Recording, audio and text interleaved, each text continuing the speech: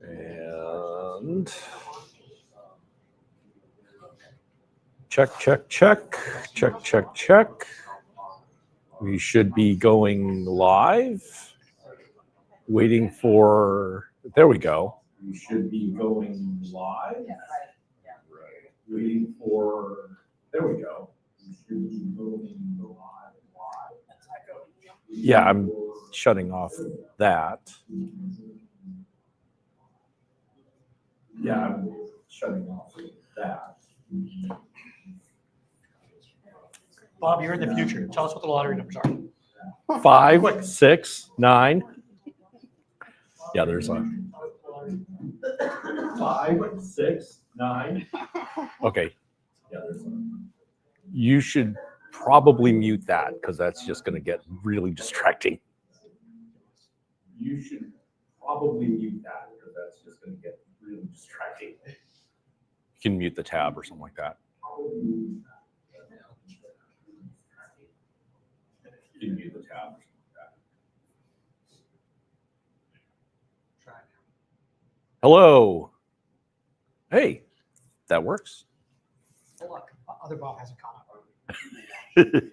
Other Bob is not going to be able to catch up for her.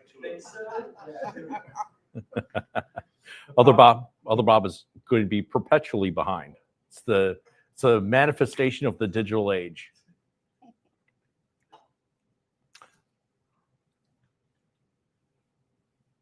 It's funny. Derek's not here. He's usually the one that just kind of starts, and it's me because I'm doing the video thing on top of it. So I guess I'm going to start by welcoming everybody that is here at ISOS Technology, as well as those of you that are online or watching this as a recording afterward to our ACE event, Atlassian Community Events. We're the Phoenix chapter.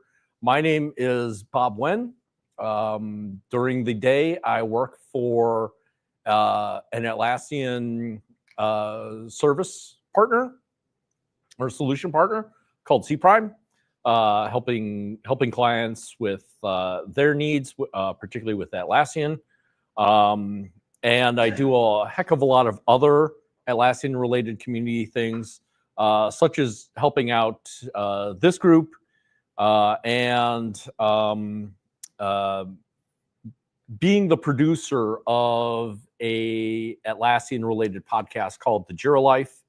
If you know of King Bob or heard of King Bob. So I also want to extend out to Rodney over here. So there's your head. And I don't know how to get on camera. Okay. I think we're good. We Okay. don't need me on camera. Okay. So Rodney's one of the other community leaders here, and I'm gonna point the laptop to Summer. All right. Hi, everyone. Okay.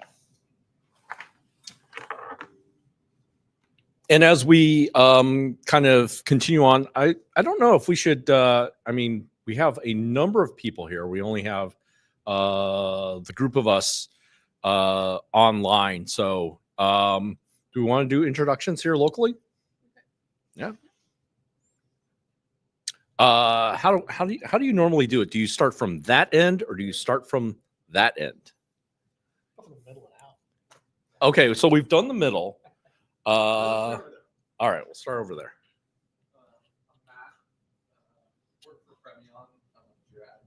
Okay.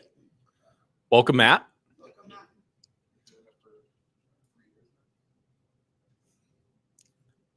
Is that going to pick up Matt's voice from here? Or do we need to pass the mic? Oh, we need to pass the mic.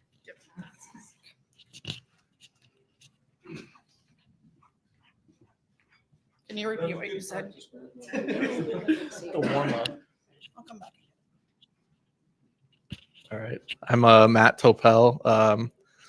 I work for Premion, an ad tech company, as a Jira admin. Been doing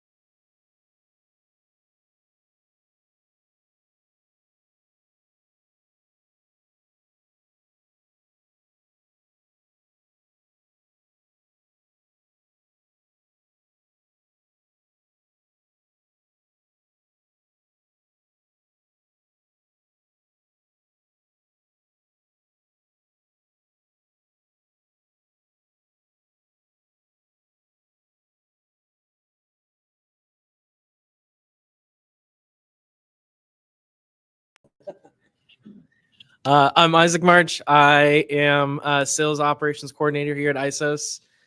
Just shy of 2 years with the company.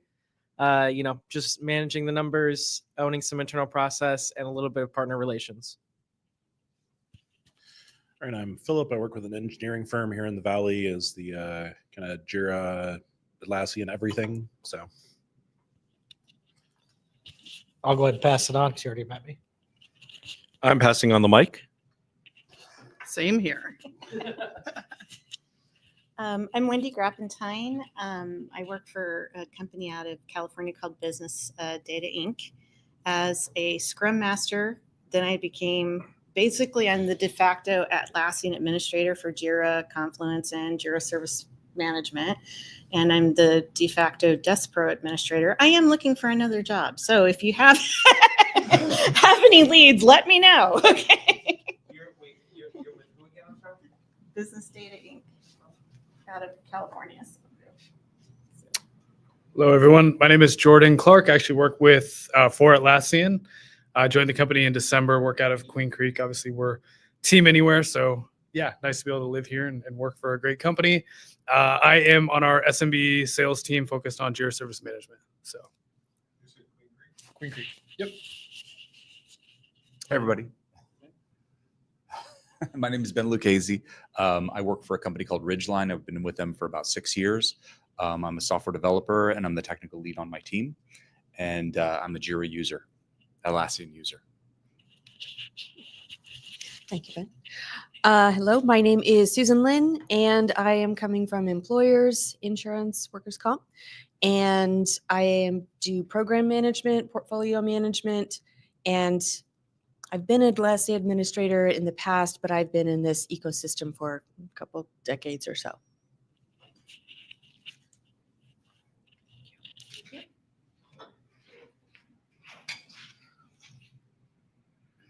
All right. So one of the things that we're going to do is we're going to do something fun. All right, as a start, we're not going to start with the boring old slide presentation. We're going to have something engaging. And to do this, I pulled some strings. I have a friend. His name is Sajit Nair. He is the head of the ACE chapter in Delhi, India. And he has been, in the past year or so, he has been putting on these trivia challenges. And these are Atlassian related trivia challenges. And so we're basically seeing if you're, well, as he puts it, smarter than a Jira admin. And so this is, so let me see if this will come up properly on the screen. All right. So there's, as my friend puts it, and I am going to actually stop sharing the other, see if I can stop sharing the other stuff. And there we go. Oops. There. Okay. Now, this is, let's see what happens if I throw this in presentation mode. You guys see it? Oh, okay. Even better. Let's see if I can hide this. So this is using Mentimeter. There we go. And what we'll have you do is we will have you get out your phones. All right. What you'll see is there will be a QR code if I can advance the slide properly. Yeah, or there is a code up at the top, menti.com, 7682 4961. Where's the fake? Oh, there it is. All right. Here's how to. Here's or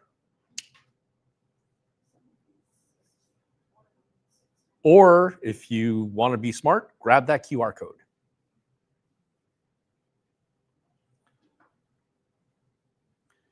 And those of you online, okay, there's not many of you. Derek, if you wanna join in, feel free to join in as well.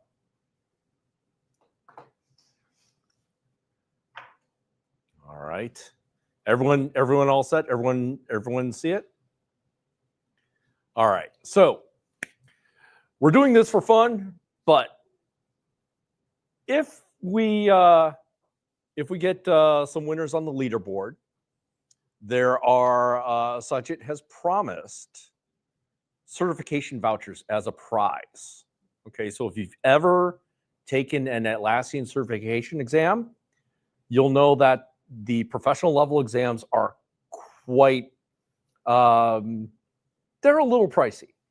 So having a voucher for $249 worth of an exam is definitely something. And for those of you that are either in between jobs or thinking of being in between jobs, you know, it's always good to kind of pad the resume a little bit, right? So, so let's see how well you do in terms of answering the questions. All right, and possibly getting a free certification voucher.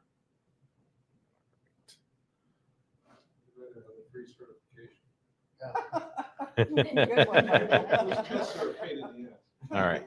So a lot of this stuff is on the learning page of the Atlassian community. So this used to be Atlassian University. It's now Atlassian Learning, where you can get the on-demand training, also the preparation for certifications as well. All right, so hopefully you've all put down like a real name, not like a screen name or anything like that. That way we can, or you know, this is recorded. We'll you know, definitely say the name if. No. Okay. It should be coming up at this point. I mean, okay. Let's see what. All right. And now it is time to see, and hopefully the screen is showing whether or not you are smarter than a Jira admin. Okay. Then are we? Is it asking for names now? Definitely not smarter than. Okay. It's not asking for. Let me. How about now? Ooh. Okay.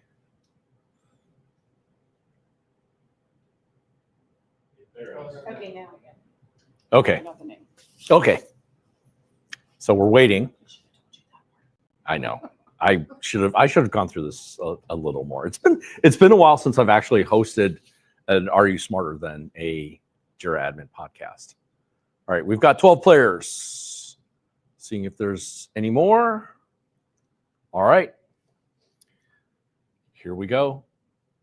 There are 14 questions. This is the first question. Why did it go to question 2? That's not, all right, let me see what's the next slide.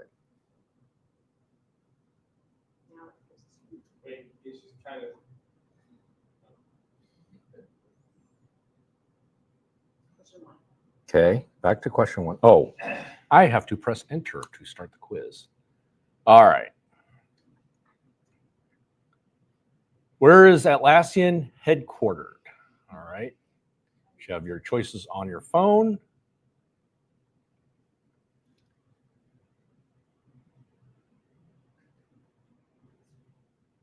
All right. So 9 of you got Sydney, Australia correct. No, their headquarters is in the UK now. that's where they're actually based, like for tax purposes and stuff.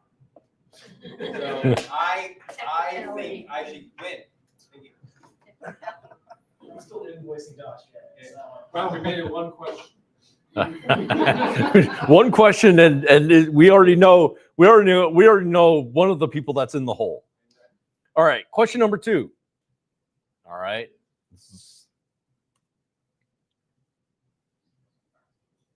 Okay. So not only is it accurate, it's so Disney owns a single Atlassian cloud organization, 3 sites. Each site has the Jira product. What do all the sites definitely have in common?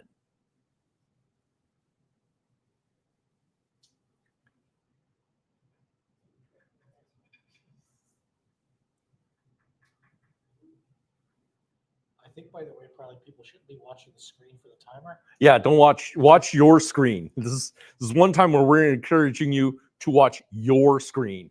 Yeah, the lag is. Yeah. All right, everyone's voted. And the correct answer is org admins, as you will see now. And I'm glad that nobody voted for billing in cryptocurrency. It's just all right. So there's an explanation slide for this. You can have different administrators per product per site. Here we go. So A was incorrect because you can have different admins per product per site. C, you can have the same product on different plans in different sites. And D, release tracks are only for premium or enterprise plans, and the product can be on different plans. And then, well, E, yeah. Moving on. Yeah, these questions are almost like what you would see on a certification exam. So these are some serious questions. All right, here we go, getting ready for question number 3. All right, watch your phones.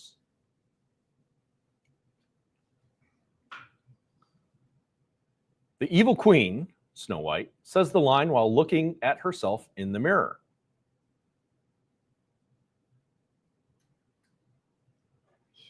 Okay, so maybe this one isn't an Atlassian question. Really? That's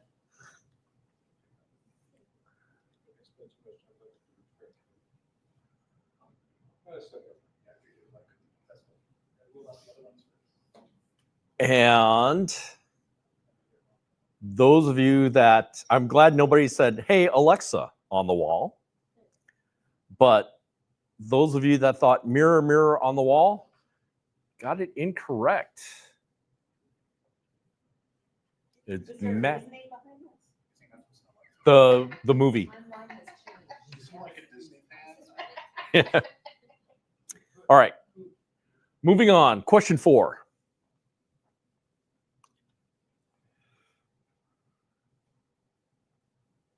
Okay. Nemo says that he can see but not execute the escape workflow transition successfully. Instead, he receives an error. What should Jira admin Dory do? Remove the condition, check the validator, modify the trigger, update the custom event, or just keep swimming?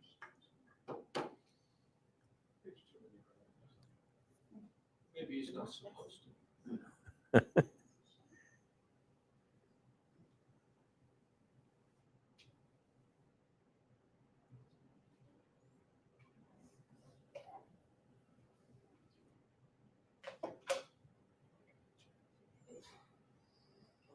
All right, we've got some serious Jira admins here. 8 of them got check the validator. All right, so it's not removing the condition because Nemo can see the transition. Triggers are used for connecting with development tools. And since Nemo's not executing the transition, no post functions are being triggered. So, and then E is correct, but just not for this, just not for this question. All right. Question 5. All right, here we go.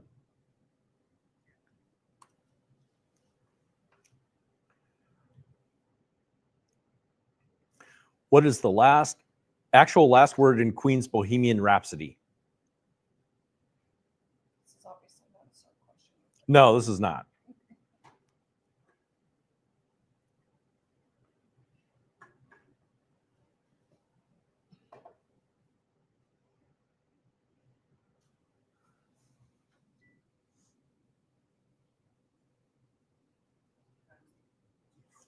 Wow, we've got some Queen fans in the audience because 8 of them got it right.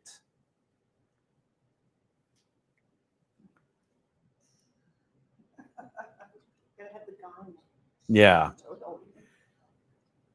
I was in my head, it was Freddie Mercury, forgot about the chorus. So it's just like, wait. All right. Question number 6. And here we go.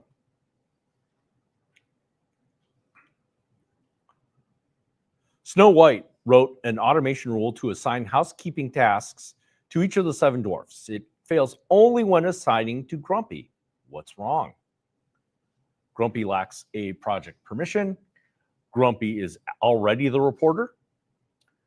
Dopey is the rule actor. Grumpy disabled assignee in personal settings.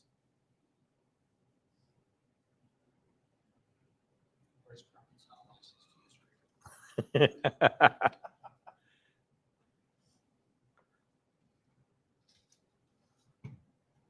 right.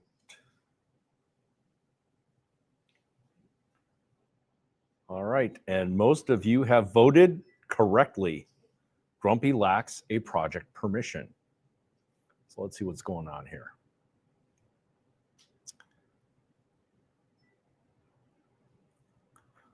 So basically, the permission that Grumpy is lacking is assignable user. Grumpy probably reported every issue. That's irrelevant, would not prevent the rule from assigning it. We're talking about assignments. Rule actor must have assigned issues, permission to be able to assign issues. But since issues are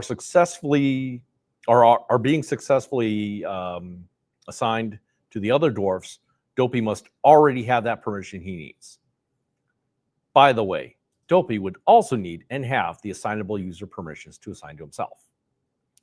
And then in personal settings, Grumpy could have disabled being notified when he's the assignee, but that doesn't disable him from actually being an assignee. So yes, if only, right? You know, I think the wording of the question is wrong too. Because it says it fails when it's assigned to him. Right. It can't be assigned to him. He can't choose him as an assignable. Since he's not a assignable user, he doesn't even appear on the list, right? That's true. So you would never have condition A trying to set him. If you're doing it through API, you might try it, or through an automation. But A is incorrect because you would never get him as an option. You would never get him as an option. You never fail. So. Just rules lawyering. I will bring that up with Sajid. All right, 10 players. It's okay. All right. All right, here we go. Halfway through. In the Matrix, what color was the pill that Neo took?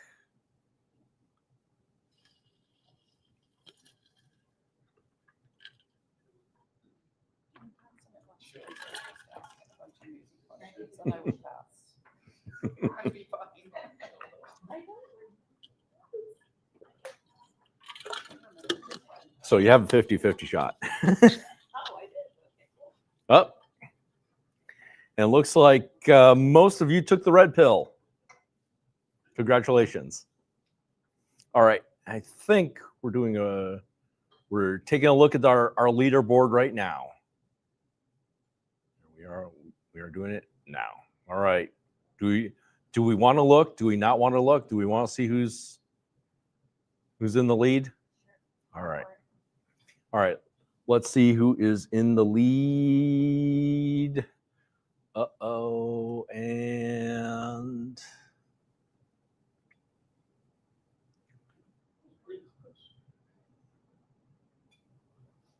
oh, Wow. Philip is in the lead.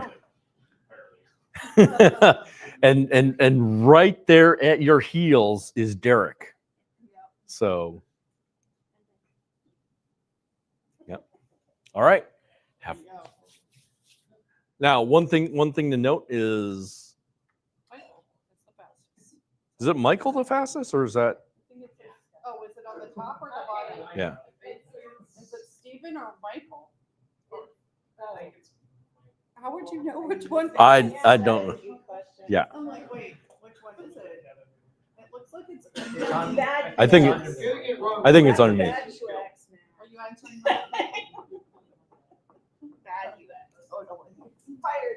This UAT is not good. All right. 11 players ready. Ready for our second half. Oh, we got our 12. And here we go.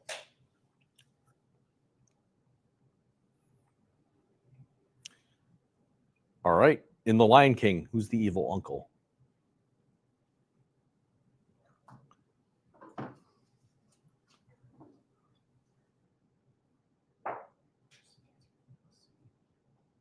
It's not letting me do it anymore.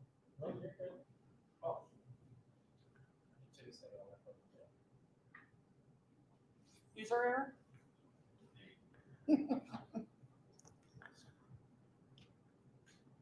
And there we go. Most everyone picked the right answer, Scar. Okay. There you go. Question 9.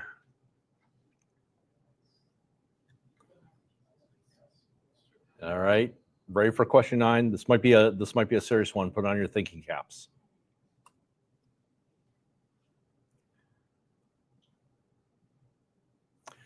Most pirates can see most of Jack Sparrow's issues, company managed project, but only Gibbs can see his worst issues. What's responsible for this? Security levels, project permissions, global permissions, compass pointing at Elizabeth Swann in Dead Man's Chest, or hidden fields.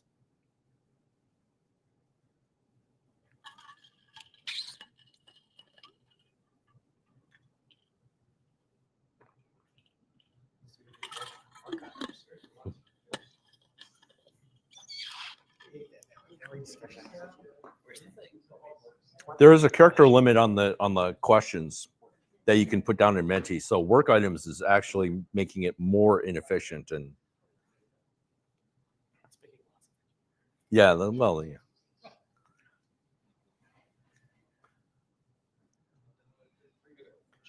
All right. And half of you got it correct. Security levels. Yeah. All right, so let's take a look at that. So basically, within a project, you can hide issues based upon an issue security level. All right. So in other words, the worst issues like lying, stealing, and womanizing can be at a level that Gibbs can view. So if you're gonna give feedback to what's his name, the wording of worst is kind of funky. Say the most. You couldn't say here like most sensitive, maybe. Yeah. Anyway. It also didn't clarify obviously the single project question. Could have been issues across multiple projects. This is what happens when you have a bunch of smart people in one room. Yeah. Browse project permission protects our access to an entire project. Global permissions do not secure projects or individual issues. Yeah, so that's Elizabeth Swan, I don't know what she has to do with this. And then individual fields can be hidden in the field configuration, but in this case, you're hiding entire issues. All right. Let's see what we got. We got 4 more to go. 11 players show themselves ready.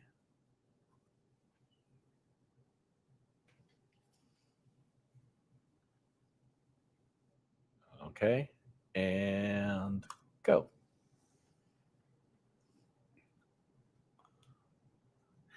What is this thing called in the Harry Potter series? So if you look at that picture, It's a hand.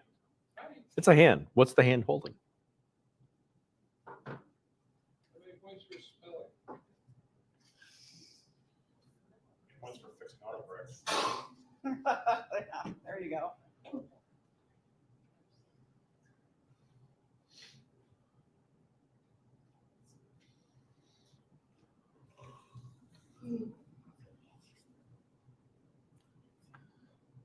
All right.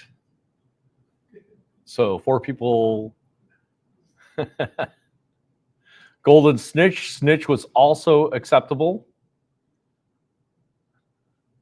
Ball. Yeah. No. And a buff. No.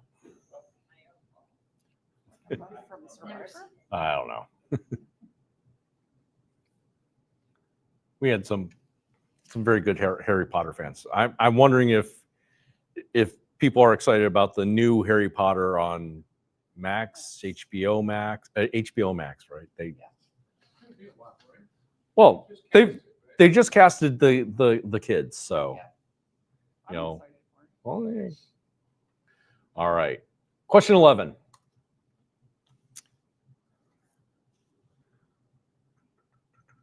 Geppetto allowed Pinocchio to be a real project admin, but Pinocchio is not yet. Oh, sorry. To be a project admin, but Pinocchio is not yet a real Jira admin. What might Pinocchio be able to do? Add a new workflow, add a new resolution, add a new status, add a new workflow rule, associate with bad Jira admins, and then lie about it. Is he allowed to work in team or company managed projects? I think this is going to be a team managed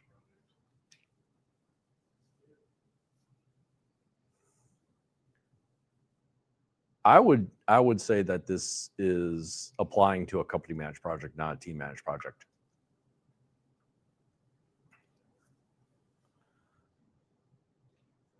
Because all the rules go out the window on team managed projects. All right, so add a new workflow is not the correct one. It's adding a new workflow rule. Let's see what's going on. All right. Only real Jira admins can add new workflows and associate them with issue types or work items, as Rodney likes to call them. Only real Jira admins can update resolutions. Only real Jira admins can create new custom global entities, aka new statuses.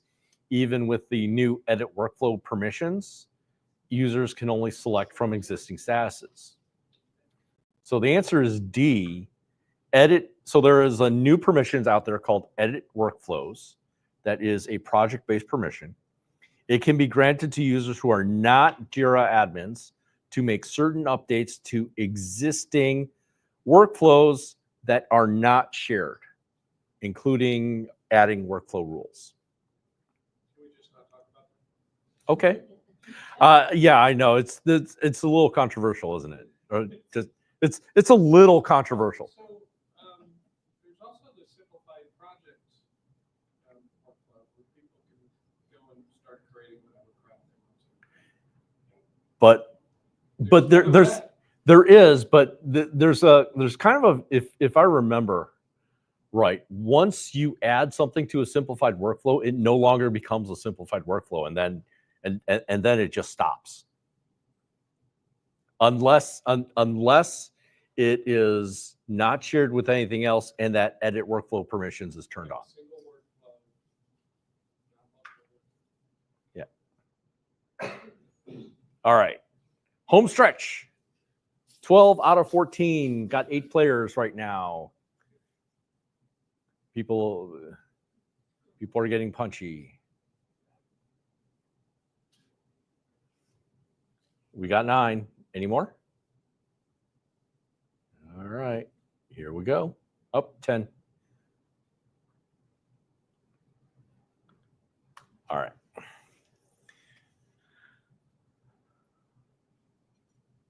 Which film never won any Oscar for Best Picture or any Oscar ever? Shawshank Redemption, Forrest Gump, Titanic, Gladiator. All right. 4 classic movies. One of these did not win an Oscar.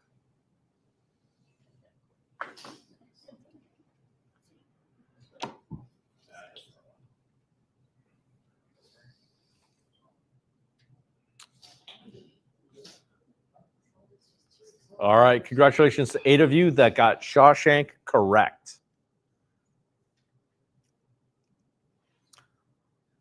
All right, home stretch. Question 13. Can you feel the tension? That's a question that we get recently. Well, it wasn't a tough year. I mean, it was also in the same year that Forrest Gump came out and Pulp Fiction. Yeah. So tough competition. All right. 12 players. Ready. Question 13.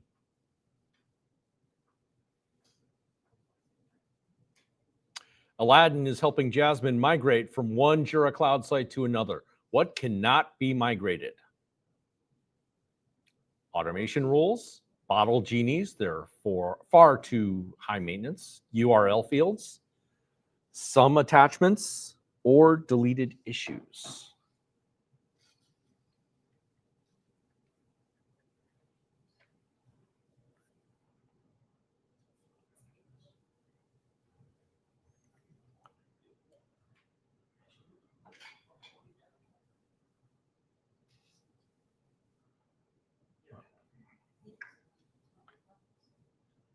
And the correct answer is deleted issues.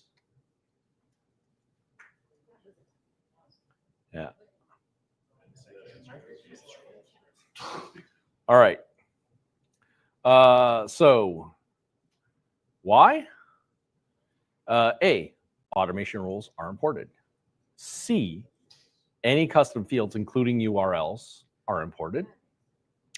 D, all attachments can be imported. E, once issues are deleted in Jira, they are permanently removed, cannot be recovered or migrated. Deleted issues do not exist in the system to be included in any migration process.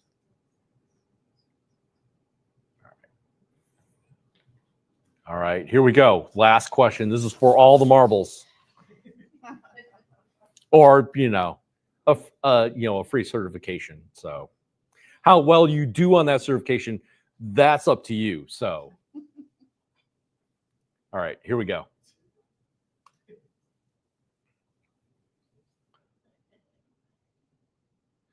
Atlas was a powerful Titan who was punished by Zeus to blank as punishment for leading the Titan rebellion.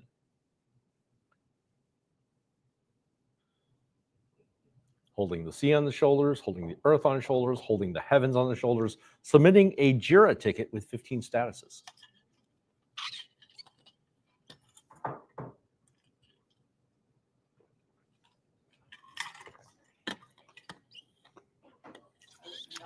Wow. Okay, so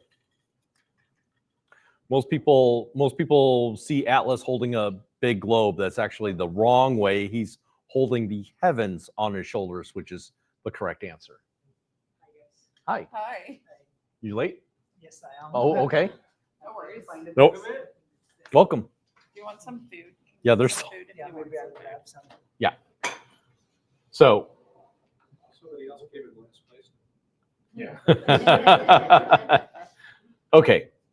So let's take a look at that leaderboard. So we're going to cross those fingers. There you go. All right. So a little bit of a drum roll. And then we've got our leaderboard and we've got our winner, and the winner is Philip. Good job. And then Derek. And then Michael, and then I can't see who's next.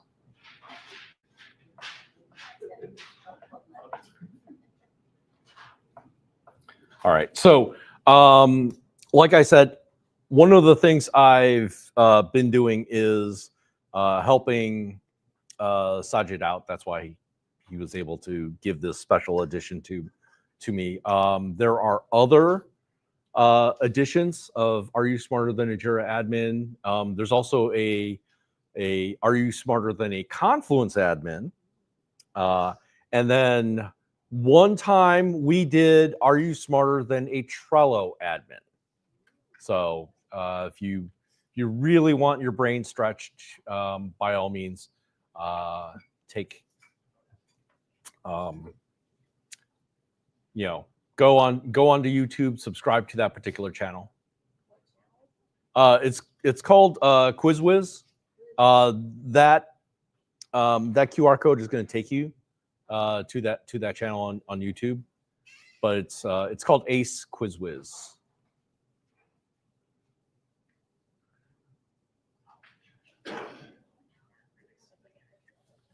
All right, so coming back to here, and Can you give me your name real quick? Oh, just a second. What's that? Okay, thank you.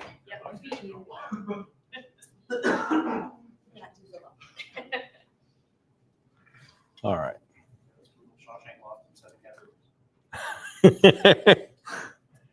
Yeah, too much competition, right?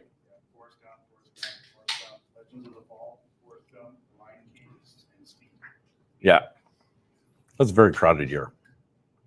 All right, so we're going to do something a little different on this. Originally, the one that was giving the main presentation was Josh Costella. He's a little under the weather, so we're going to do a little bit of a what he was able to do was he was able to do his presentation, the main presentation, which is a recap of Team 25 that happened in Anaheim, of everything that went on. He got the bug. He had enough energy in him to create a loom, and I can share that loom right now. And of course, one of the nice things about it is that as I share the loom, I can pause it if anyone has any questions about anything that you see, or if anybody wants to comment on anything there. Huh? Or you could turn your speakers up a little loud. I think you can unmute. I don't think I have anything on.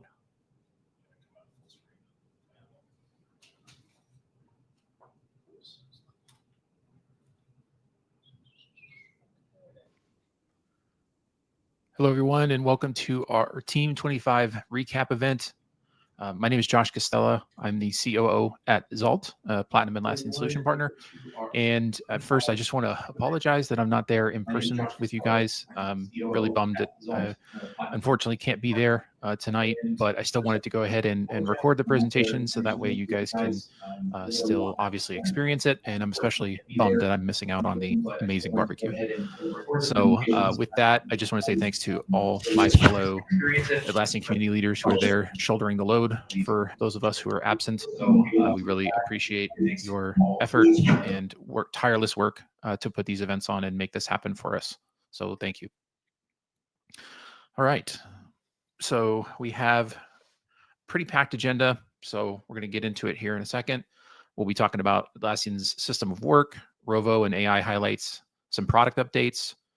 We'll spend some time talking about the enterprise and government cloud features that are coming out. We'll take a look at the strategy and talent tools and then we will finish up by talking about the ITSM, HR, and dev enhancements coming to the tools. And then at the end, we'll finish up with the open discussion, Q&A for those of you that are there in person, and then wrap up with a raffle. All right. So last month, over 5,000 Atlassian customers and partners all came together in Anaheim, California for the big flagship event. For our community leaders, also now called community champions, we have our own quite packed week of programming and events starting even before the conference even starts, starting on Monday. And we have our full day of community events, and then we have a couple other events spread out during the week as well. It's always a great opportunity to see the hundreds of community champions from all over the world and really just come together to celebrate what we've accomplished over the last year and, of course, where we're going to next. As always, if any of you are interested in becoming a community champion, just let us know and we will be happy to help. There are several different ways and tracks that encompass the champion program, from everything from being a community leader like we are to participating in the online forums, to being a content creator, or even a certification subject matter expert. So there's a lot of great opportunities there. Okay, so each year, the team events showcase how Atlassian is not only evolving its products, but also shaping a new way of working, what they've coined the Atlassian system of work. This system of work has been resonating pretty deeply with the technology-driven companies. It's more than just tools. It's become a philosophy, it's a mindset, it's a strategy that emphasizes connecting business teams to technical teams to maximize their collective impact. So it's built on a few key principles, which we'll talk about in the next slide, but at its core, it's about creating alignment, driving collaboration, breaking down silos, and embracing AI as part of our teams. This system helps organizations move faster, stay more connected, and deliver greater outcomes together, which is what we all want. So the 4 pillars of the system of work. So again, it's an evolving philosophy for how modern tech-driven teams should operate. It's really about aligning work to business goals, giving teams the ability to plan and track effectively, and unlocking the institutional knowledge that we have across our companies. Now, of course, with the addition of AI, especially with Rovo, which we'll talk about quite a bit here in a moment, it's not just about managing work, but starting to transform how teams think, collaborate, and make decisions. So Atlassian's been quite busy over the last year or so. They've basically completely reimagined their product suite. Instead of disconnected tools, you now have a unified platform made up of connected apps and shared intelligence. And at the center is Rovo, and what's also called the Teamwork Graph. And these connect your data, your teams, and your tools, making AI, search, and automation smarter across all of it. The platform includes apps for all teams. So whether that's software and service to leadership and product, each with their own purpose-built tools and intelligent agents to accelerate their execution. What this means is a consistent experience across the entire ecosystem. No more fragmented workflows or disconnected data. It's all designed to make our collaboration faster, smarter, and more aligned with your strategic goals. And some of you, I'm sure, have probably already noticed, if you have a cloud environment, some of the new navigation changes that are coming or that have started to slowly roll out, both in Jira and Confluence. That's all part of that kind of unified platform that we're working with now. Atlassian continues to scale its cloud platform to help support, the world's largest teams. Confluence now supports over 150,000 users, and Jira is up to 100,000. So that's quite a that would be quite an instance. The data residency options are expanding as well. This is helping give the enterprise clients more flexibility and control over where their data lives. Rovo is already meeting major compliance milestones as well, like IRAP, ISO 27001, and SOC 2. This is, as you can imagine, huge for enterprise and government readiness. And behind the scenes, Atlassian is evolving its infrastructure with global multi-tenant enterprise environments and a growing ecosystem of interconnected platform apps powered by the Teamwork Graph. You're going to hear me say Teamwork Graph quite a lot, and Rovo. As Atlassian continues to expand into more regulated industries, they're offering cloud options that meet stricter data and compliance requirements. The government cloud, now in early access, is built specifically for your US public sector customers. It meets FedRAMP moderate standards and runs in a dedicated compliant environment. Coming next year in 2026 is Isolated Cloud, and that is a single tenant option that adds another layer of protection with dedicated infrastructure for customers needing maximum control. So what's important is that both of these new options offer the same innovation and updates as the commercial cloud with no compromises on features or functionality. So it's the same thing that we're all used to using today, the latest and greatest, but obviously with much more compliance and security in mind. So Atlassian's platform, as they've been rebuilding it, is now built on 3 key layers. So we have our platform apps, the Teamwork Graph, and then of course the enterprise grade infrastructure. These layers work together to deliver a unified, intelligent experience across your products and your teams, optimized, of course, for performance, scale, and security. So the Teamwork Graph. This is what connects all of your work, not just across Atlassian, but across the tools your teams actually use every single day. So we're talking about Jira, Confluence, but also Loom videos, Slack messages, even Figma diagrams and calendar events. What makes it different from a typical knowledge graph is that it doesn't just collect data, it understands it. It knows the relationship between people, tools, and context. That means it can surface what's actually relevant to you, not just everything that matches a keyword. It learns from how you work, what projects you're involved in, who you collaborate with, and what matters to your team. And that intelligence shows up everywhere, whether it's search, in suggestions, and in how tools like Rovo respond. And one of the best parts is you don't have to do anything special to feed it. Every Loom video, every whiteboard idea in Confluence, every Slack message, all of it builds the graph organically just by doing your day-to-day work. So today it holds over 10 billion objects and more than 40 billion connections. And that number has tripled just in the last year. That growth is why things feel faster, smarter, and more relevant, because quite frankly, they are. The Teamwork Graph is working behind the scenes to deliver the most curated, connected experience across the entire Atlassian platform. So platform apps. Atlassian Cloud now comes with a built-in set of core apps. So just like how our smartphones come with those kind of standard system apps out of the box. The platform apps like Home, Goals, Teams, Search, Chat, and Studio are designed to give every team a shared foundation.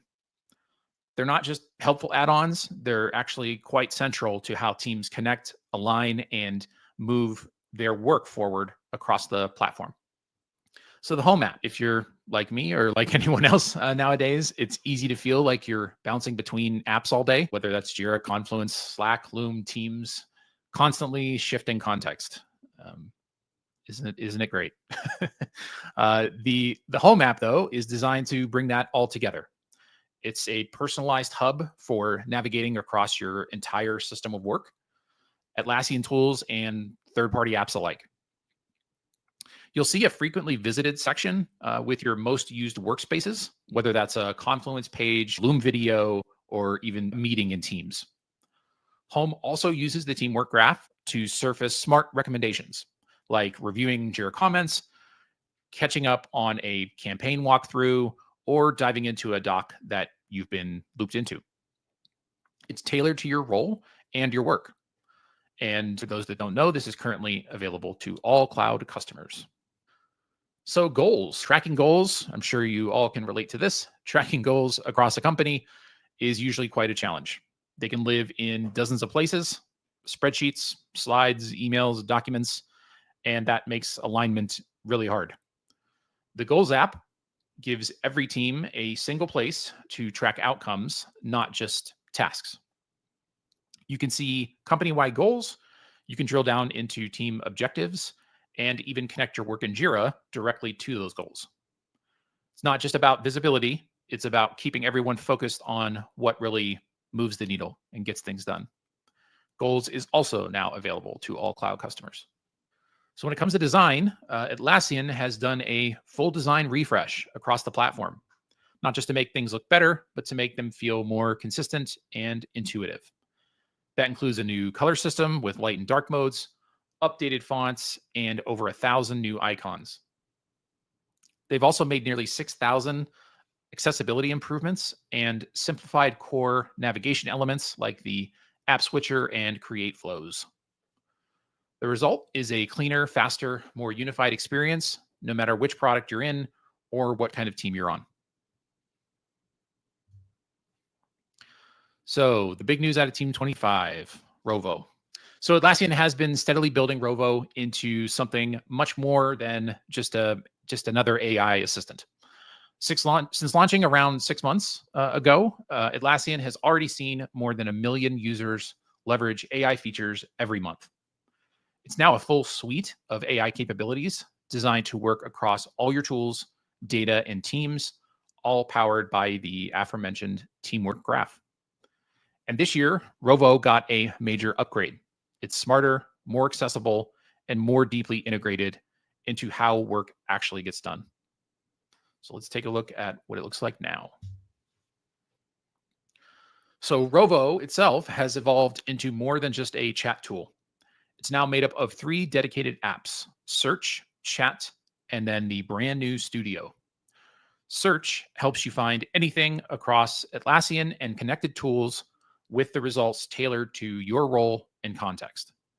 Chat gives you a way to ask questions, get summaries, and interact with your data conversationally.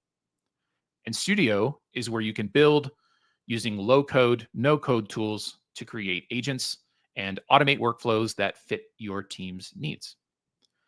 These 3 apps work together, powered by that Teamwork Graph, to make AI truly useful at work. Rovo Search is enterprise search, but smarter. It doesn't just return results, it understands context as well. You can search across over 50 third-party apps, with more being added each day. You can even search between your cloud and data center sites. We'll talk more about that in a bit. It also supports app mentions, social signals, summaries, and even browser extensions, which all make it easier to find exactly what you need, even when you're working across different tools. It's personalized, it's fast, and it's designed to cut through all the noise. All right, so Rovo Chat. Rovo Chat is your always-on AI teammate, ready there to answer questions, summarize content, or even analyze your data in plain language. And it now works across even more places. So in your browser, on desktop, and even inside Confluence Mobile. You can upload PDFs, spreadsheets, or databases, and Rovo will visualize the data or help you make sense of it. It also has a long-term memory, so it can retain context from past conversations and give smarter responses over time. It's a powerful tool that can take action, like kicking off your next campaign, composing an email, setting up meetings, or even helping you navigate complex decisions. So deep research. Rovo Deep Research is a powerful new capability in Rovo Chat that goes beyond quick answers. It's built for those big questions. You can ask Rovo to investigate complex topics, pull insights from across your connected tools, and even generate a full research report in minutes. It's like having a research analyst built into your workspace, using your Teamwork Graph to deliver context-rich, actionable results. And Rovo Studio is where teams can build their own agents, automations, custom workflows with no coding required. You can design experiences to match how your teams work, and even, if needed, connect to Forge for deeper customization. It's a flexible way to scale your team's impact, letting basically anyone create smart, purpose-built solutions inside the Atlassian ecosystem. So I mentioned it before, but there are now data center connectors. So for teams that are still using it, Rovo now supports connectors that bring that content into your cloud search. So the Confluence connector is already available and the Jira one is coming soon. But that means if you're running a hybrid environment, Rovo can still give you a unified, intelligent search experience across both cloud and data center. And for those that don't know, in my experience, connectors like this, not counting the search aspect, but just connectors like this for cloud and data center environments usually run several $1,000s a year and up. So this is actually a really good feature. And the best part about all of this news is that Rovo is no longer just limited to early access or special tiers. It's now available to anyone and everyone on the Atlassian cloud at no additional cost. The goal from Atlassian is to remove barriers so teams of all sizes can explore, experiment, and get value from AI in their everyday work. And, regardless of if you're just starting out or already deep into the Atlassian tools, Rovo really is built to meet you where you are and help you move faster. Now, some of you may be wondering, what about the rest of your organization? Maybe not everyone in your organization uses Atlassian. Well, Atlassian also decided to make Rovo available to the rest of your teams as well. For just $5 per user per month, everyone else in your organization can also get access specifically to Rovo. So that's pretty cool.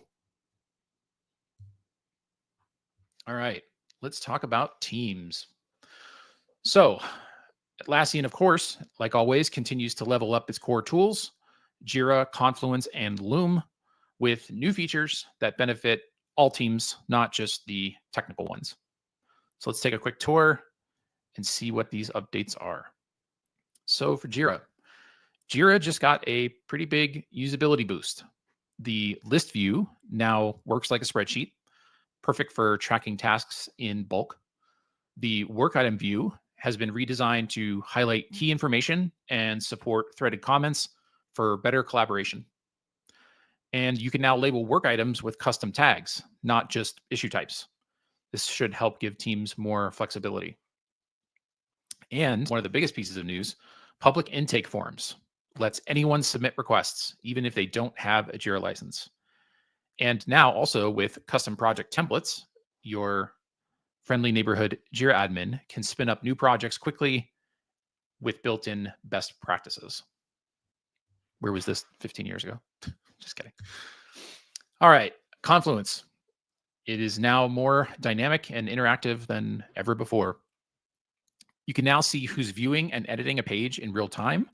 This, of course, helps with async collaboration and helping teams feel more connected. Comments are now consolidated into a single view, and block-based layouts let you drag and drop your content with relative ease.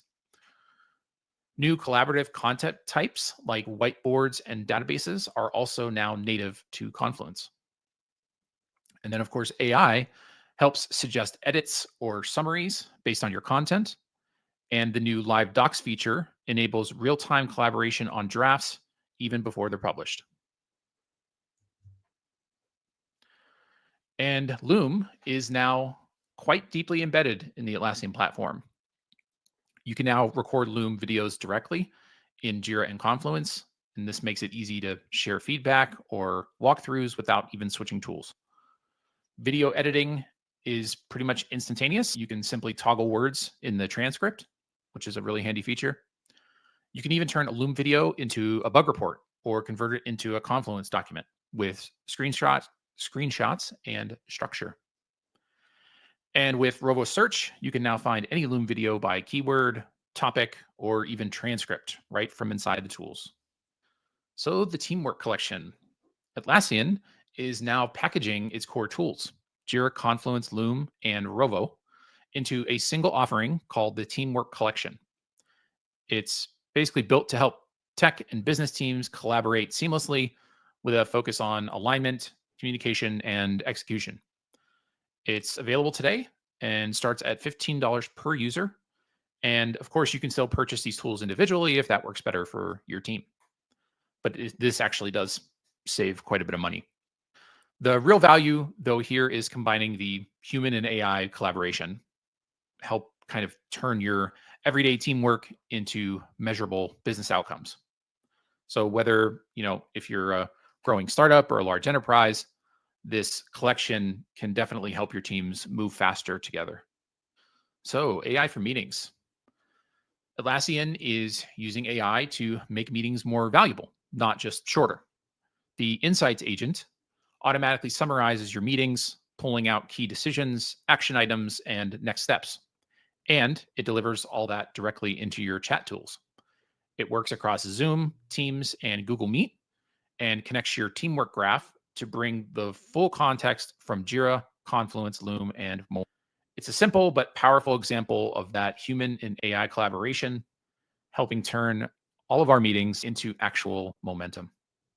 So for the leadership teams, they now have their own suite of tools connecting strategy to execution.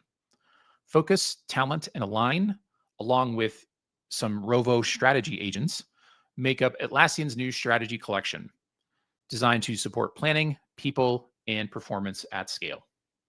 So the strategy collection brings together Atlassian's core tools for leadership.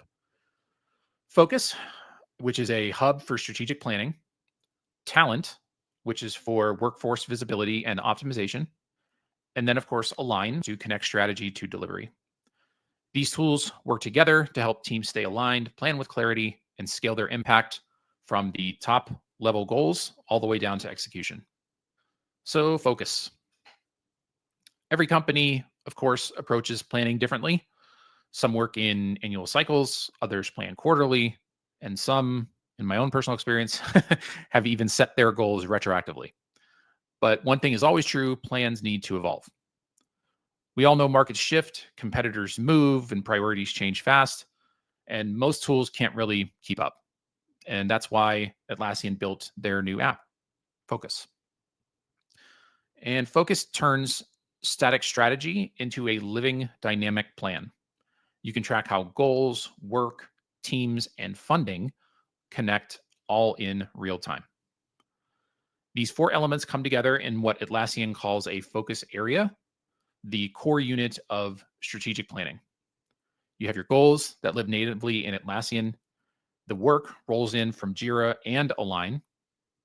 Talent shows who's doing the work. And the funds show where that investment is going. It's all in one place with smart updates and deep context. And when something slips off track, the AI steps in and suggests actions like reallocating resources or adding specialist talent. Focus also is now generally available, and we will talk about talent next. So talent. Workforce planning is messy. It's hard to see who's available, what they're working on, or what happens when you shift priorities. And that's where talent comes in. So it's a new app that gives you real-time visibility into your people and how their work aligns with strategy. You can see team allocations, reporting lines, and how people map to focus areas. It also gives you insights into both what people are doing and where they're doing it. And it's smart. So if a key initiative were to start slipping, talent flags it, and the AI recommends actions like bringing in someone with the right skill set. You can even use the Talent Rovo agent to search for specialists by skill, time zone, or even location. Talent helps leaders make better, faster staffing decisions, so your people are always aligned to what matters most. And if you're already using Jira Align, good news, you now get Focus and Talent included at no extra cost. This means that the full strategy collection is now bundled together, giving your leaders everything they need to align strategy, people, and execution all in one place. So what's new for our service teams? Service teams now have access to tools that bring together automation, AI, and best practices. And it's all designed to improve support for both customers and employees. And that's regardless of whether it's HR, IT, or customer service. The updates help teams move faster, respond smarter, and scale support without increasing overhead. Atlassian is making it a lot easier for HR teams to support employees with new capabilities built right into JSM. There are now 29 pre-built templates to get started quickly, plus additional tools to lock down sensitive forms and bubble up urgent cases with AI. A journey builder lets you automate multi-step processes like onboarding, and integrations with Workday, Okta, and DocuSign make everything flow seamlessly. There's also even a new HR dashboard for tracking satisfaction, workload, and areas for improvement, which helps turn HR into a more data-driven function. Some news that caught me by surprise as well at Team 25. For customer-facing teams, Atlassian is now piloting a new customer service management app built right on top of JSM. It brings support, development, and ops together on one platform to resolve issues faster and with more context. The Rovo chat widget can be embedded on your site to let customers reach out directly. And then behind the scenes, the AI connects the dots between incidents, bugs, and recent changes. It even recommends the right runbook or escalation path, which of course will help your team deliver faster, more proactive support. We will definitely make sure that you all receive the link to the beta to sign up for if you are interested.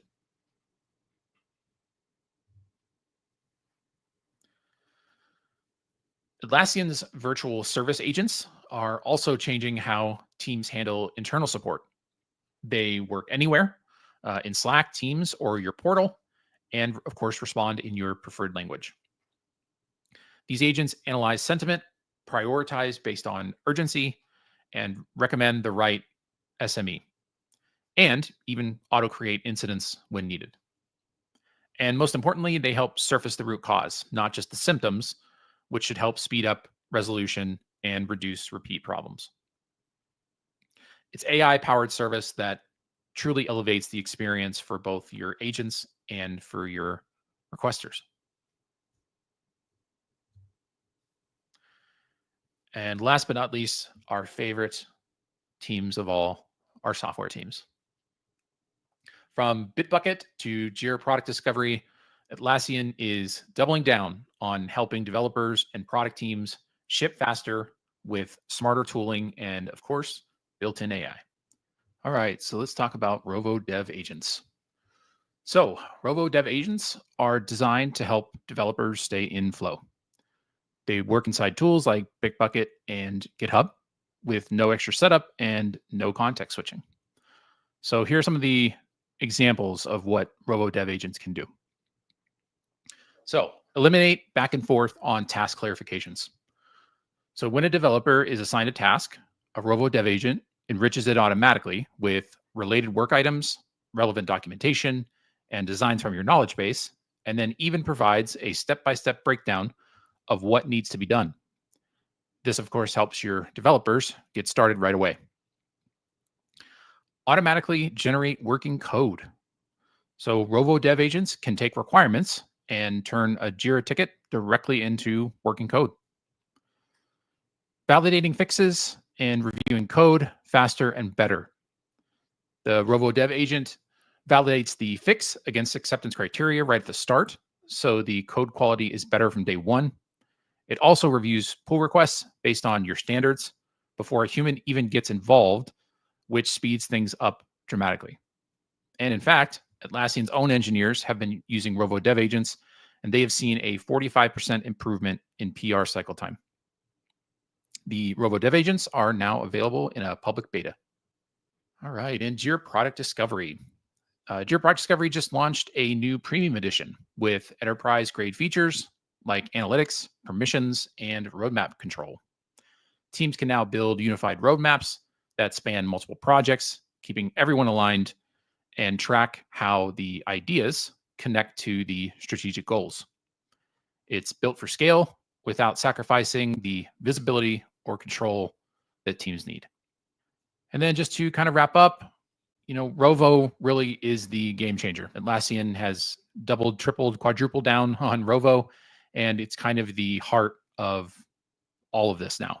And, it's more than just AI. It's an integrated teammate across all the apps, every team, and every layer of the work that you have. The teamwork collection. So with Jira, Confluence, Loom, and Rovo, all those things working together, your teams are able to stay aligned and productive at a reduced cost. And then third, the strategy collection connects it all. So your goals, your work, your people, and your funding, all in one system that, of course, adapts as you grow. All right. And with that, we will move to the open discussion and Q&A portion. Thanks, everybody.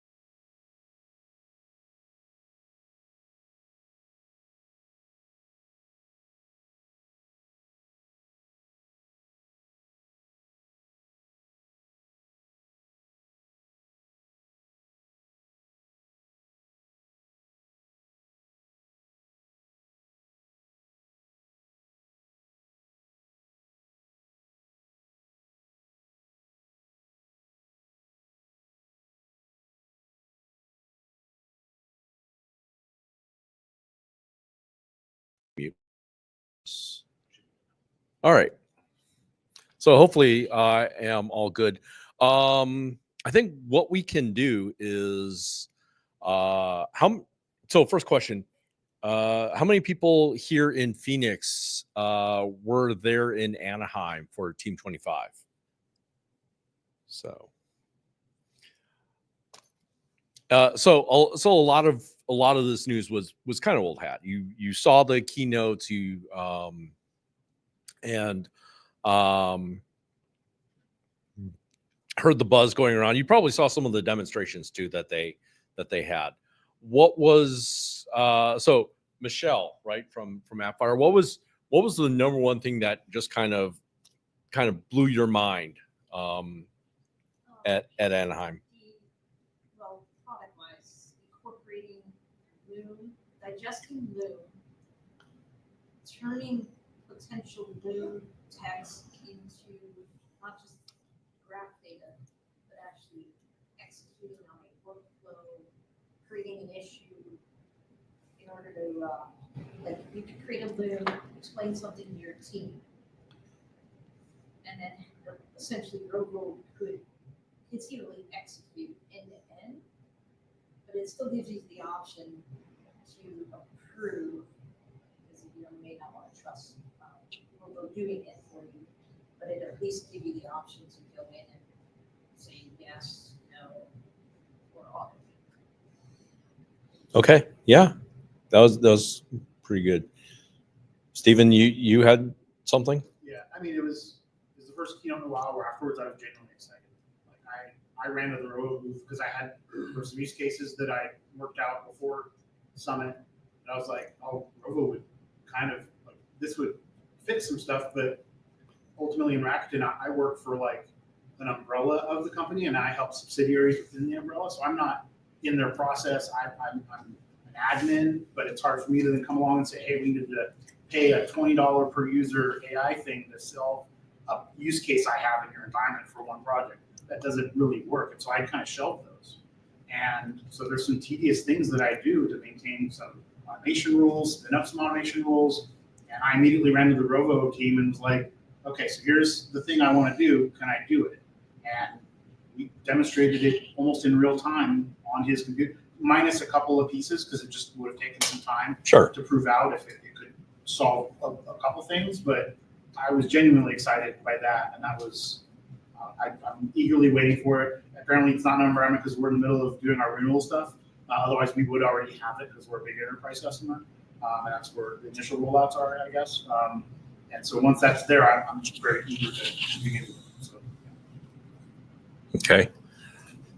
March, you have anything that would? I know me, it was kind of the fact up until day before team, they were pushing Rovo being X amount per seat. The fact that it's free or free with pay. I was going to say they at the conference there I don't know if they were Atlassian lawyers but there were definitely people that was like, no, it's not free, it's bundled. It's so. But still, yeah. Even with that, like I mean, like that totally changes how we. It lowers the bar for more entry. Useful, because one problem they had with Rovo before this, the adoption was crappy. Now with it being bundled, it's gonna be great all around. I mean, like it turned Atlassian, in my opinion, from a laggard in AI, which it shouldn't have been ever, but they were, to now they are in the race. And then the other thing was the connected apps with the whole graph thing. I mean, like that also, I mean, using it isn't really yet there, but I can see you can see the potential. Yeah, and even stuff that is there is good. So that was the thing where those are the things, that just were exciting and that I was kind of shocked. So I'm to answer the question, there were actually two things that really excited me coming out of Team 25. The first is I share with Michael is the new price of Rovo. By lowering the bar to Rovo, it just made it accessible to so many other people. It's now included in your plan. So if you have a product license, you have access to Rovo theoretically, right? And this was one where I shared Mike's skepticism on this just because beforehand, before Team 25, it's funny, a Rovo license cost more than a Jira license. And they were pushing it like up. Yeah, they were like, yeah. I think some people at Atlassian were kind of actually shocked. Like most people probably knew, but it was definitely nuts. Yeah, it was nuts. The second one, and I come from a background where I actually worked for General Dynamics in the area. This is what actually brought me into the Phoenix area. And so seeing them announce government cloud and isolated cloud really kind of excited me because they just got, so government cloud is Atlassian's answer for a type of security certification called FedRAMP, right? And they were actually, they spent the better part of a year going for the lower end of FedRAMP moderate. A couple of federal agencies use FedRAMP moderate. Everybody else uses FedRAMP high. So Atlassian still has a ways to go as far as security goes. And even the DoD actually has different levels of security apart from FedRAMP that are even more stringent. So the only way that Atlassian could possibly even think of going there is by setting up what they did in isolated cloud. With isolated cloud, you have a more leeway security-wise to go for the tighter the tighter security restrictions, which is where I see them going. They're going to try and get FedRAMP high. They're going to try and get the DoD security certifications, and when that happens, that's when I actually kind of think that they will be winding down data center, or support for data center. So, I mean, I don't think that that's too far of a stretch, which is why I'm saying it on YouTube. And I don't think. We don't have any specs on it. It costs more. I'm assuming it would for isolated cloud when it comes out. Yeah, I think it will cost more for isolated cloud. They're really aiming isolated cloud at large enterprises. I know several large enterprises, some of whom happen to be C-Prime clients of mine that would be like, yeah, I want that. okay, right? And possibly also government agencies. So,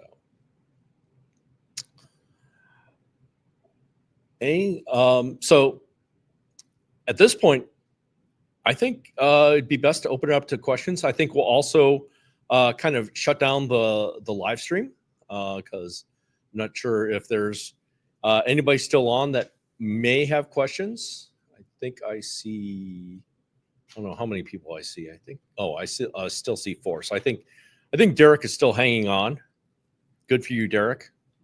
You got second place. Phil beat you. Too bad. Sorry. on the one thing that matters. But if there aren't any questions in the chat, I may shut that down. But anybody here, if you have questions, by all means, Michelle. So has anyone had any exposure to teamwork graph and have any insight into it yet, besides the fact that they're collecting the indexing and building it?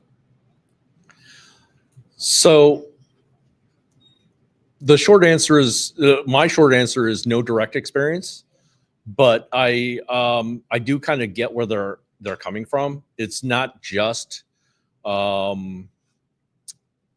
it's not just what they're doing with Atlassian, but also what it's attached to, and you can also take from it and index to it Slack conversations or files that you have either attached, so or anything that's connected, like Figma diagrams, and be able to index and search on all across that.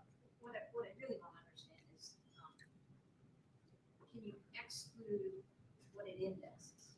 So, in other words, the vector database is going to go in and build all of this great information. The reality is we all create confluence pages or information that may not be back. It could just be thoughts, it could be conjecture, and it's suddenly going to index things that that will be in the database. So then, if it's going to execute on a workflow of some sort, it's going to wind up including information and data that's been indexed that frankly should never influence the workflow. So I'm trying to understand more about how they're planning on executing on inclusion and exclusion, whether it be in the Atlassian suite or possibly even any kind of app that's external that's going to connect into. So it all sounds like a really great idea, but the nuances in the execution, and I'm seeing lots of issues, frankly, with the fact that it's going to have knowledge beyond what it should have relative to helping make decisions. Yeah, I think you're touching upon an interesting point here. There, like with early on, as far as Atlassian Intelligence and Rovo goes, it was always whoever's invoking the agent, whoever's doing the search. It doesn't. It has the Atlassian Intelligence or the Rovo has the ability to see everything, but it will display only what you have explicit permissions for. Yeah, I know it has permissions built in. But like, I can still give everybody here permission to see my influence page with comments, notes, all sorts of stuff. And again, sometimes it's super factual, sometimes it's like, hey, hypothetically, what if we do these? And suddenly it's gonna have a wealth of knowledge that it may deduce, index. Frankly, this is the problem with AI, right? Like, You're providing the content for the hallucination. totally, Is what you're talking that's about. exactly what it's Right. right? And we're building our own hallucinations.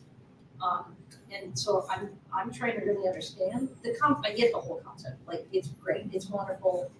Mike, it makes them, it puts them brings them up levels where they're heading in AI relative to ServiceNow and the Salesforce. But I'm still not convinced on any front for any of these guys, okay? On where AI is really gonna take us relative to, hallucination's a great way of explaining it. So, anyways, I was curious if anyone had any real experience yet.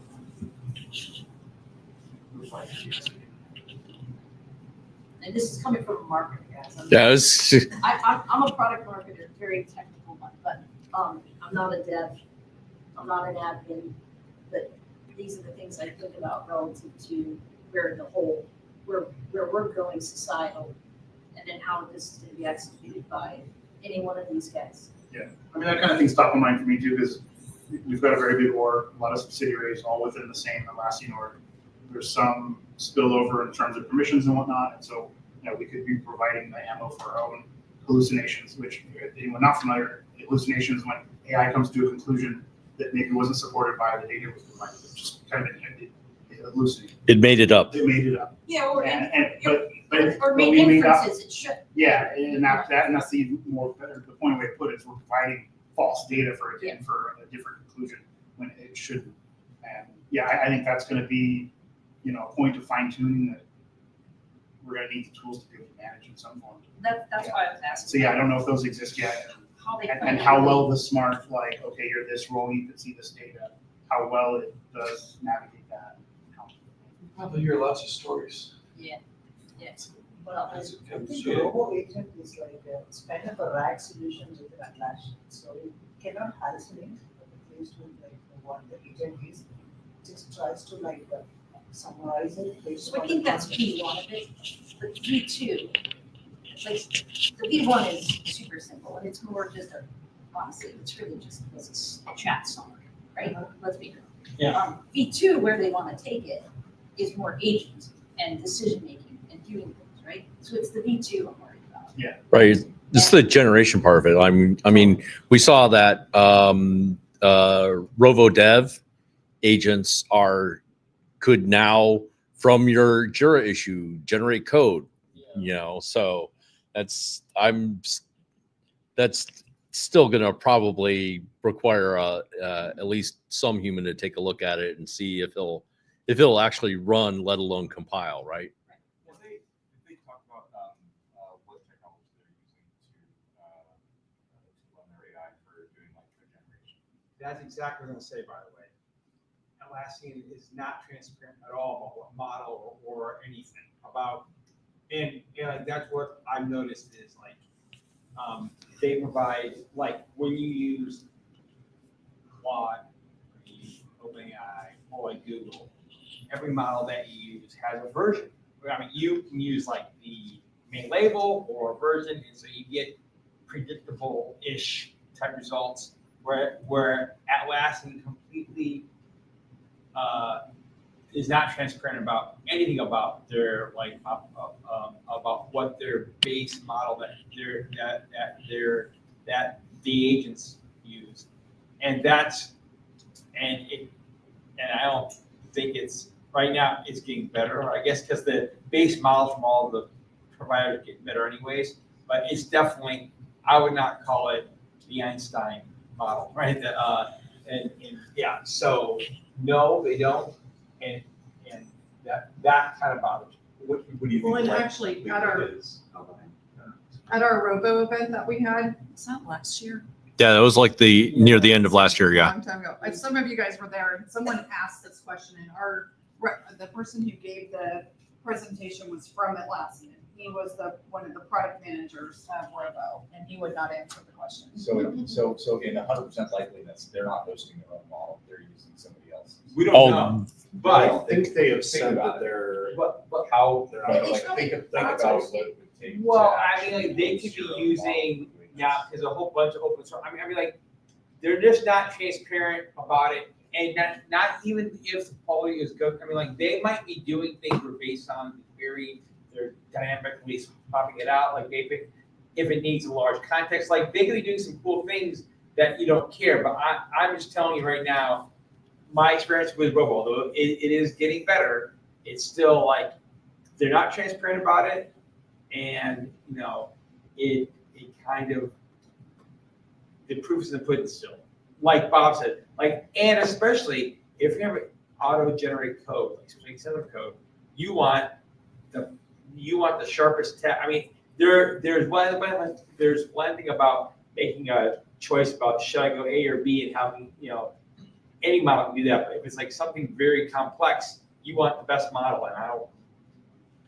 Having said that, I've used the Rovo Dev,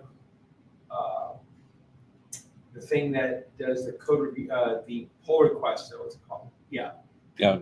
And I used it on some, and it actually was really good. Like, it found some bugs that I intentionally put, and it found bugs I did not intentionally put. And it did as good as like other third-party models. So in that aspect, in the code thing, which is free right now to anybody, which is, I mean, when I say it's free. Well, it's in beta, so yeah, it's really free. Yeah, but other Rovo, like meat, potatoes, Rovo, anything, it's all in map. So for what it's worth, AI just released the integration with GitHub, right? So you can do a lot of that and then connect all of that securely. But to do a comparison. Yeah, I think if you're generating a code in Jira, I don't know that's really a right place, because it has to tie up with an IDE that the developers use. So even if the dev agent works on Confluence or Jira, it can generate a code, it's a video, say I'm still copy it or like move to a source code repository or something. So, They assume you're working in Bitbucket. I think the agent can push it to Bitbucket for you. Right. Yeah, I don't think it really matters in terms of like where the code is being generated. I think the issue is that does it understand that context in terms of the position of the application to do it. If you're using the entire set of tools that they're intended to be used, and you've got relevant stories, and you've got access to the source code, and it has access to all the source code, and you give it a point and place where you want it to go ahead and actually do the coding, it shouldn't have any difficulty at all. I mean, I use Copilot every day to do the exact same thing. Now there's new tools out from OpenAI which allow you to actually just farm out tasks. You can give OpenAI now agents to, agency to go in and actually offer features for you, and it will go ahead and submit PRs, and you can go ahead and choose to accept it or not. So as long as it's built into the workflow, I think it's a great place to have it, because the issue that I have as a developer is traceability. Traceability of when did I get a feature from a PM? How well is it linked up to related documentation? And then what were the specific, pull requests that are associated then with that feature? And if it's able to go ahead and put a thread through all of that, perfect. No problems. I would love to have that integrated. because whenever somebody creates a Jira ticket, they don't have like the actual source code station unless they tie up all the docs. So, But that's it. Yeah. That's the problem. Everything that you just described is a human problem. And if you were simply using the tool to eliminate the human's ability to go ahead and actually put to actually create those connections, and you're building it from the top down, you've then got a better, more traceable system. Because that's the exact problem I have with human developers, is they don't indicate in their PR which ticket it was associated with and all those other things. We use, obviously, it's not obvious, I'll just tell you, we use GitHub, actions and various things in order to create, well-named pull requests, which have the Jira ticket number in them, which have, the things that allow us to create those connections. And it's all bubblegum duct tape holding it together. Whereas this is not. But I am very curious to see how well their particular models work. I will bet $100 right now that they're not using their own or hosting their own, which is fine. And if they were to create some sort of transparency out of it and allow me to actually pick which vendor I want to generate code for me, then all the better. I think that's the direction it's going to, where you could actually pick out which LLM. And I know that they just released the ability to choose the MCP server. So I think that just came out like last week or 2 weeks ago. So. I had a question about, I saw some rumblings about some new pricing structures, and didn't know if there was any information about how they might be changing the pricing, especially around currently where you have to, if you have it like an enterprise, you have to pay for every tool for every single hosting organization. If they want to be breaking that up and then make it more accessible. They're accessible user-based pricing, sure. Okay. Yeah. They just sent something out about there's another. Yeah, I just saw that today, so I was hopeful. And then this is like, oh, they bundled it. How much will the price go up, right? Right. Yeah. I'm not sure what is user-based pricing. Like there's some products, like there's some things that in order to get access to it, you have to pay for every person that's in your Jira instance, versus just paying for like. Right. So marketplace apps are a great example. Yeah. They are like if you wanted to get something from AppFire, not to single you out or anything like that, but if you wanted to get a product from say AppFire, right? The way it's typically licensed is it's licensed by the total number of product users, say Jira users in your site, in your cloud site. So Look at it closer, right? It's the Jira. I think about Jira versus JSM, right? Mm-hmm. Jira, it's every user. JSM is this is the number of agents we're going to have. Right. So it ends up being a subset of your base. And Jira product discovery is like that too. Yeah, that will keep kind of. The licensing on JPD keeps changing. For my 6 people, but I have some other things that I have to pay for so. Yeah. So do you think it's because of the different groupings that maybe they'll raise the price on the groupings, but allow you to have certain users for each of those? I think they're talking about that. I know that there's something in the marketplace realm that's like that. Yes. So, pricing question. Did they demonstrate whether or not Rovo can be used to configure Atlassian across the product suite? I don't know. I haven't seen it across the product suite. For example, make a recommendation on how to better configure. Well, you can do it in the chat and ask it, and it gives poor advice even with a cut to the chat. So I wouldn't trust it to touch anything. No, I mean, well, then that really raises questions about whether I want to have it generate code. Well, here's the thing about it. The code stuff, there's so many open and so many code models that are so good. I'm sure they're leaning on that. I'm more confident, but it comes to this, the stuff configuration, because their configuration still cannot be expressed as code like Terraform like that. So there's not a lot of examples for it. So it's a more fluffy thing. So I've tested what you're saying, and just in the Rovo chat, even today, and Bob can correct me wrong, but it does not give the best advice. It's like the third party models do still a better job than Rovo does. So Rovo doesn't understand the Atlassian user interface. It's better, but not that great, and nothing I would never touch. I would not trust it to touch anything. The last time I saw Rovo or Atlassian Intelligence kind of cover configuration of Atlassian products was JSM. Like there was a way that you could specify, all right, I've got these requirements. What type of request types do I need to create in JSM?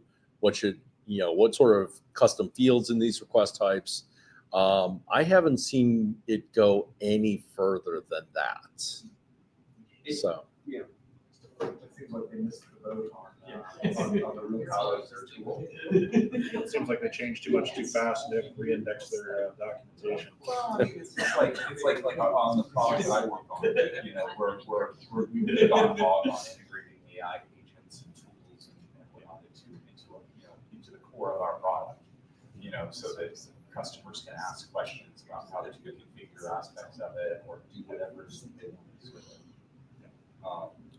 And it would seem like the most obvious problem that you want to solve is to make your product easier for your customers to see first, and then have it solve their individual, and then use it to solve other problems like write code for people and things like that. You would think, but they can outsource the code models, so getting it to understand your products a little bit harder, especially whenever you change the entire user interface and improve everything. Well, like I feel better if they would just complete and make everything configurable with an API, like get that rounded out first. I mean, AI models are fantastic for understanding API models. Yeah. Well, yeah. So they should finish pipping all the models, all the API endpoints first. And then I don't know how we're going to do it.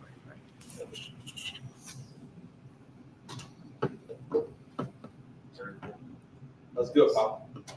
Let's bring in this 747. All right. Well, first thing I am going to do is I am going to thank all of you that have trudged out here to the. Some of you have trudged out far from the East Valley. I'm glad because it just shows that I'm not the only one. So, but thank you for coming here. Thank you for sharing your experiences. Thank you for sharing the food. Many kudos to you, Derek. I am reaching out to you online. Much love to you. Much love to Josh. Much love to the online people that attended. And well, we'll see what happens. We have a combination. Mostly we're starting with a slew of, are those like virtual events that just got put on the calendar? I think so. Okay. I didn't know about them. Yeah, and not only did I get the email alerts, I got meetup notices too. So looks like our meetup feed is back online. So just a little bit of an explanation. With the summer coming, nope, not her, but the season summer. That is true. You got that right. It's true. They know that about me. We're switching more to a virtual thing where we'll be having our meetings as kind of like purely online events, as opposed to kind of meeting out here, braving the heat. I have them right here. You want me to tell? Yeah. So there is a virtual event. Actually, we're co-hosting it. It is Building Culture and Productivity with Jira and AI on June 10th at noon PM Central Time.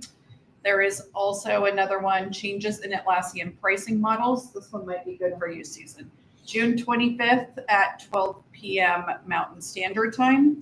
And then the last one that's coming up is why releasing tasks don't work in enterprise on July 30th at 12 p.m. Mountain Standard Time. So, yeah, we may in the next coming months we may not have a hybrid event like this where we kind of meet just because it's just too darn hot.